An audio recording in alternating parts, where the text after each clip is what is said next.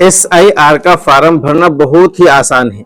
चलिए मैं आपको बताता हूं कि SIR का फार्म बहुत आसानी के साथ कैसे भरें। अब हम शुरू करते हैं कॉलम नंबर 1 से। आपका जो फार्म होगा, आपको जो फार्म दिया जाएगा, हमने उस फार्म के कॉलम नंबर 1 को पूरा बोर्ड पे उतार दिया है ताकि समझाने में आसानी हो।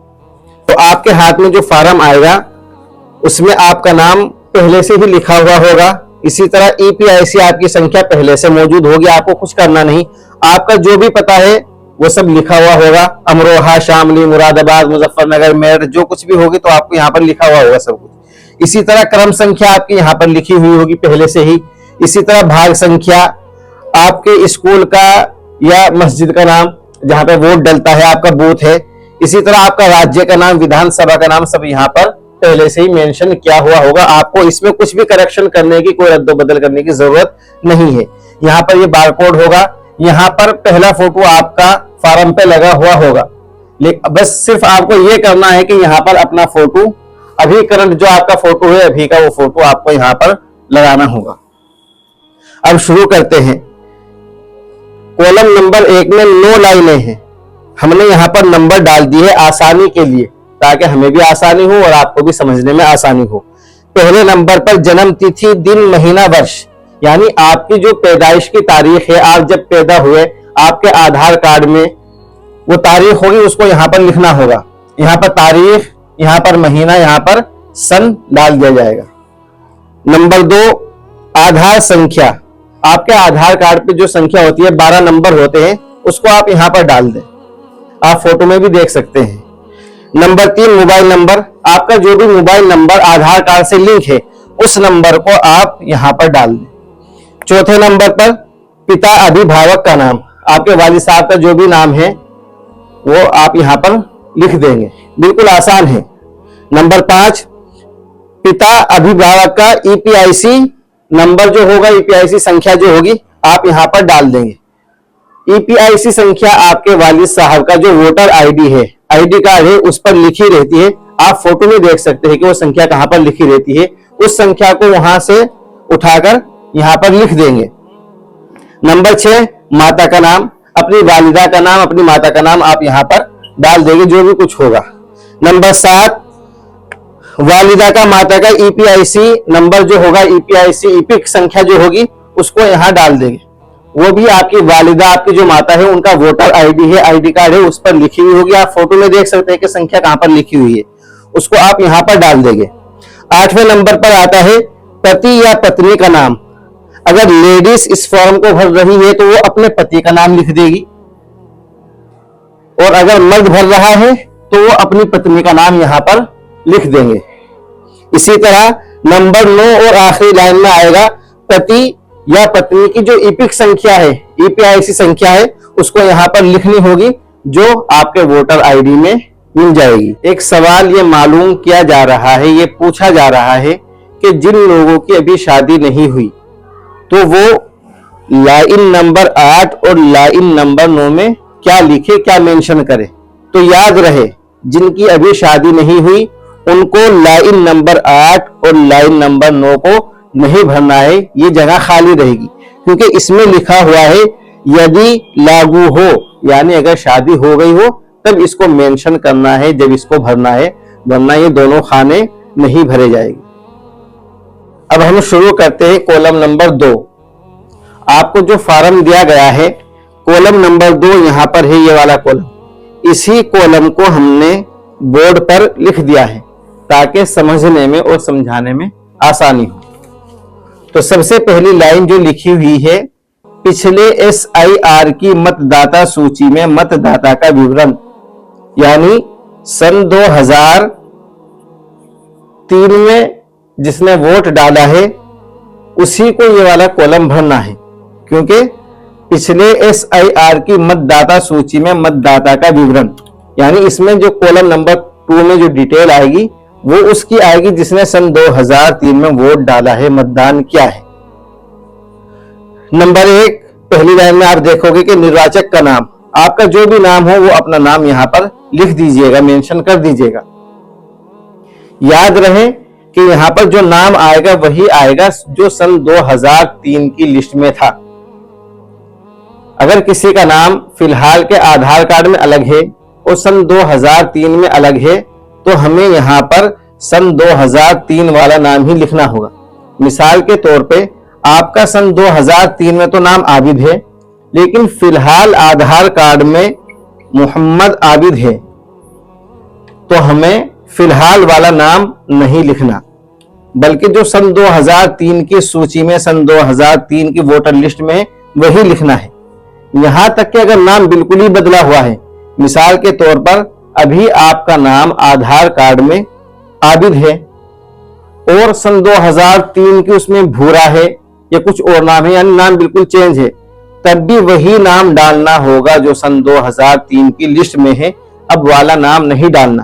क्यों? इसलिए कि जो कॉलम नंबर में डिटेल भरी जा रही है वो 2003 की डिटेल भरनी है, ना कि फिलहाल अभी 2025 की। इस पॉइंट को आप ध्यान से सुनिए। लाइन नंबर 2, इसमें आएगी ईपीआईसी संख्या, यानी इलेक्टर फोटो आइडेंटिटी कार्ड। फोटो पहचान पत्र की जो संख्या होती है वो इसमें मेंशन की जाएगी, लिखी जाएगी।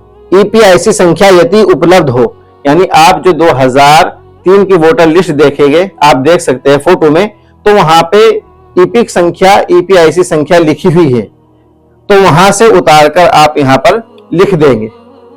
इसमें लिखा हुआ यदि उपलब्ध हो, क्योंकि कुछ लोगों की ईपीआई संख्या सन 2003 की वोटर लिस्ट में नहीं है। अगर नहीं है तो फिर इसको छोड़ देंगे, अगर वहां पर है तो इसको लिखना जरूरी होगा।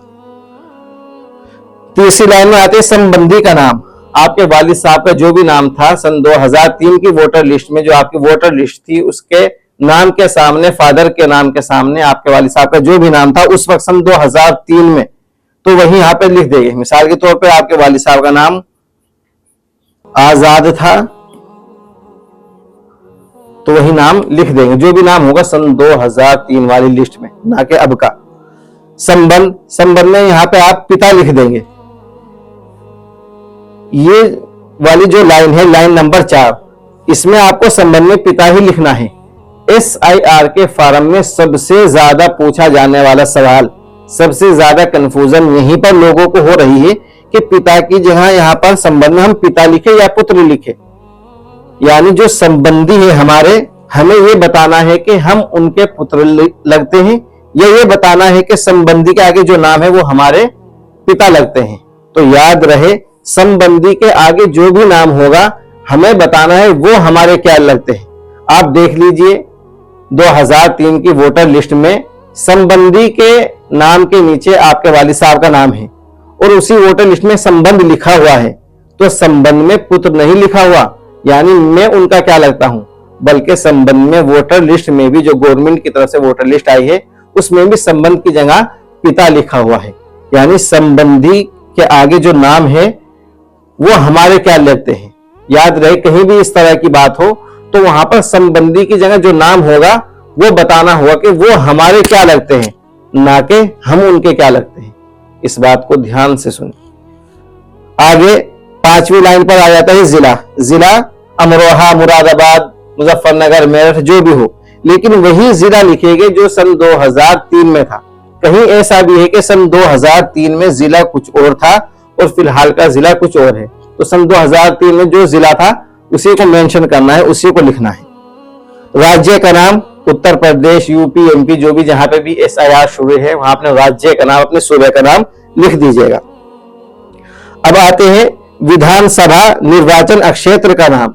जो भी आपकी विधानसभा निर्वाचन क्षेत्र का नाम सन 2003 में था वही यहां पर मेंशन करना है, वहीं पर लिखना है। मिसाल के तौर पे फिलहाल विधानसभा निर्वाचन क्षेत्र का नाम यहां सहसपुर अली नगर में अमरोहा है, लेकिन यहां पे हमने अमरोहा नहीं लिखा। क्यों? इसलिए कि सन 2003 में विधानसभा निर्वाचन क्षेत्र का नाम कांठ था, तो सन 2003 वाली डिटेल हमें यहां पर डालनी है, ना कि सन 2025 वाली। आगे विधानसभा निर्वाचन क्षेत्र की संख्या, तो याद रहे सन 2003 में आपके विधानसभा निर्वाचन क्षेत्र की जो भी संख्या थी वही लिखनी है। मिसाल के तौर पर सन 2003 में निर्वाचन क्षेत्र की संख्या यानी काठ की संख्या जो थी वो 8 थी, तो हमें 8 ही लिखनी है। अब की कुछ और है, 41 है शायद, तो वो नहीं लिखनी। इसी तरह अब आगे आ जाते हैं भाग संख्या। आप देखोगे कि भाग संख्या जब आप 2003 की वोटर लिस्ट आप निकलवाओगे तो उसमें पहले जो पहला पेज है, पहला पृष्ठ है, उस पर भी वहां पर लिखी हुई होगी। या आप देख सकते हैं कि सन 2003 की सूची में उसकी लिस्ट में भाग संख्या लिखी हुई है कोने के ऊपर, कोने वाली साइड में। इसी तरह आती है क्रम संख्या। क्रम संख्या का मतलब होता है कि आपका नाम जब वोटर लिस्ट बनी तो आपका नाम कौन से नंबर पर है, 20वें नंबर पर, 50वें नंबर पर, 100वें नंबर पर। तो अपने नाम के सामने आप देखिए सबसे पहले क्रम संख्या ही लिखी रहती है। तो वहां से आपके नाम के सामने जो भी क्रम संख्या हो, यानी जितने नंबर पर आपका नाम हो, आपका 100 नंबर है, 150 है, 200 है, वही नंबर यहां पर लिख दीजिए जो भी आपकी क्रम संख्या हो। दैट्स ऑल, बहुत आसान है। अब हम शुरू करते हैं कॉलम नंबर 3। आपको जो फॉर्म दिया गया भरने के लिए कॉलम नंबर 3 ये है। इसी कॉलम नंबर 3 को हमने उठाकर यहां पर लिख दिया है ताकि समझाने में आसानी हो। कॉलम नंबर 3 उन लोगों को भरना है जिनका 2003 की वोटर लिस्ट में नाम नहीं था, जिसने 2003 में वोट नहीं डाली, क्योंकि पिछले कॉलम में दिए गए संबंधी का विवरण पिछले SIR के अनुसार। तो सबसे पहले नाम के सामने आप अपने वालिद साहब का नाम लिख देंगे, वही नाम लिखेंगे जो 2003 की वोटर लिस्ट में था। अगर अब के आधार कार्ड में और 2003 की वोटर लिस्ट में नाम चेंज है तो अब वाला 2025 वाला नाम नहीं लिखेंगे, बल्कि 2003 वाला ही आपको अपने वालिद साहब का नाम लिखना है। दूसरी लाइन में EPIC संख्या यदि उपलब्ध हो, आपके वालिद साहब की जो सूची है सन 2003 की, उसमें आपके वालिद साहब के नाम के बिल्कुल आखिर में, आखिर साइड में आप फोटो में देख सकते हैं EPI संख्या मौजूद है, वहां से उठाकर वहां लिख देना। तो ये यदि उपलब्ध हो, क्योंकि कुछ लोगों की EPI की संख्या वहां पर मौजूद नहीं है। अगर नहीं है तो फिर लिखने की जरूरत नहीं है। नंबर 3 पर आते हैं संबंधी का नाम। आपके वालिद साहब की वोटर ID में सन 2003 वाली में जो भी संबंधी का नाम हो, आपके दादा का नाम होगा तो अपने दादा का नाम यहां पर लिख दीजिए। जो भी सन 2003 वाली वोटर लिस्ट में होगा वही नाम लिखना है, अब वाला नहीं। यहां पर आते हैं संबंध, यानी जो आपके दादा हैं उनका संबंध बताना है। किससे? नावेद से। तो नावेद आपके वालिद है, हुसैन आपके दादा है, तो आपके तो दादा है लेकिन आपके वालिद के क्या है? वालिद। तो यहां पर क्या आएगा? पिता आएगा। यानी नावेद के हुसैन क्या लगते हैं? पिता लगते हैं, क्योंकि संबंधी के सामने जो नाम लिखा होगा उसको बताना है कि वो कौन लगता है किसका। इस नाम के सामने भी जो नाम लिखा रहेगा, यानी नावेद के क्या लगते हैं? हुसैन, पिता लगते हैं, इसलिए पिता लिखा जाएगा। जिला आएगा, फिर जिला आपका जो कुछ भी हो सन 2003 में जो जिला था वही यहाँ पे मेंशन करना है। राज्य का नाम उत्तर प्रदेश या MP वगैरह जो भी अपने राज्य का नाम लिख दीजिए। विधानसभा निर्वाचन क्षेत्र का नाम सन 2003 में जो भी आपकी विधानसभा थी उसी का नाम लिखना है, ना कि अब की, क्योंकि कुछ इलाकों में अब की विधानसभा अलग है और सन 2003 की विधानसभा अलग है। तो सन 2003 वाली विधानसभा लिखनी है। जो आपके वालिद साहब की सन 2003 की डिटेल है, उसकी सूची है, उसमें लिखी हुई होगी कि विधानसभा उस वक्त सन 2003 में कौन सी थी, वही मेंशन करनी है। फिर आता है विधानसभा निर्वाचन क्षेत्र का नाम। तो आपकी विधानसभा क्षेत्र का नाम उस वक्त जो भी होगा वही आपको उसका नंबर यानी उसकी संख्या, विधानसभा क्षेत्र की संख्या लिखनी है। जिस तरह उस वक्त काठ की संख्या 8 थी, लेकिन अब कुछ और है, तो अब वाली नहीं लिखनी, सन 2003 वाली लिखनी है। तो सन 2000 वाली 3 यहां पर आप लिख दीजिए। आगे आते हैं भाग संख्या। तो भाग संख्या आपके वालिद साहब की जो डिटेल है सन 2003 की, वहां उसके कोने पर लिखी रहती है, वहां से उठा के आप भाग संख्या यहां पर लिख दीजिए। आगे आते हैं क्रम संख्या। तो आप क्रम संख्या लिख दीजिए, यानी आपके वालिद साहब का जो सन 2003 की डिटेल है उसमें आपके वालिद साहब का नंबर कौन से नंबर पर आता है, 20 पर, 50 पर, 100 पर, जिस भी नंबर पर आवे, सबसे पहले क्रम संख्या आपको वहां पर लिखी मिलेगी उस लिस्ट में, वही क्रम संख्या आप यहां पर लिख दीजिए।